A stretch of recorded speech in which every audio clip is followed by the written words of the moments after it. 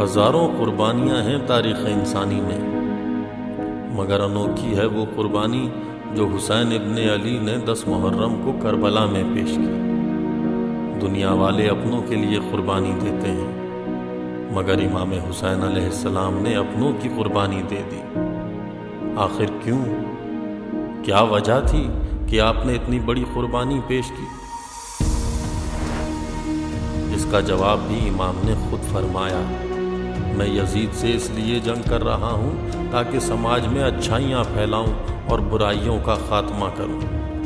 آپ نے انسانیت کی بقا اور اچھے سماج کی خاطر اپنا سب کچھ لٹا دیا۔ یہی وجہ ہے کہ آج بھی نام حسین زندہ ہے۔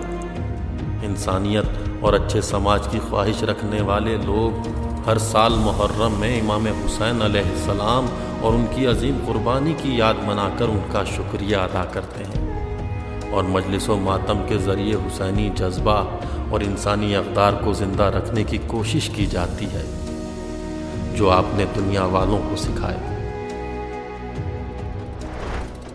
اور محرم کی مجلسوں میں وہ سبق دہرائے جاتے ہیں جن کی تعلیم آپ نے لوگوں کو دی اور سماج کو خوبصورت بنانے میں اہم کردار ادا کرتے ہیں۔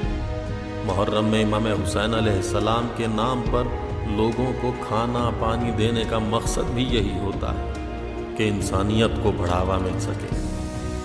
امام حسین علیہ السلام سے محبت کرنے والے لوگ سڑکوں پر جلوس نکال کر آپ کا غم مناتے ہیں اور ظالموں سے نفرت کا اعلان کرتے ہیں، اور اس انوکھے انداز سے آپ کا غم منانے کی روایت صدیوں سے چلی آ رہی ہے۔ دنیا بھر سے مختلف مذہب و ملت کے لوگ آپ کی عظیم قربانی کی یاد اس یقین سے مناتے ہیں کہ جب تک 10 محرم کی یاد دنیا میں منائی جائے گی تب تک ظالم بے باکی کے ساتھ ظلم کرنے سے ڈرتا رہے گا۔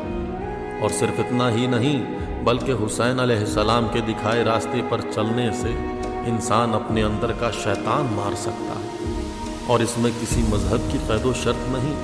یہ حسینی درسگاہ پوری انسانیت کے لیے ہے، کیونکہ آپ کا پیغام بھی کسی خاص مذہب کے لیے نہیں بلکہ پوری دنیا کے انسانوں کے لیے تھا۔ چنانچہ جب شمر آپ کی گردن پر چھری پھیر رہا تھا تو آپ نے دنیا والوں کو پیغام دیا، ان لم یکن لکم دین وکنتم لا تخافون المعاد کونوا احرارا فی دنیاکم۔ اگر تمہارا کوئی دین و مذہب نہ بھی ہو تو کم سے کم غیرت مندوں کی طرح زندگی گزارنا اور گھناؤنے جرم انجام مت دینا۔ اسی طرح کے قیمتی اصولوں کو اجاگر کرنے کے لیے ساری دنیا میں محرم منایا جاتا ہے اور اس عظیم انسان کی قربانی کو یاد کیا جاتا ہے جس نے دم توڑتی انسانیت میں روح پھونک دی۔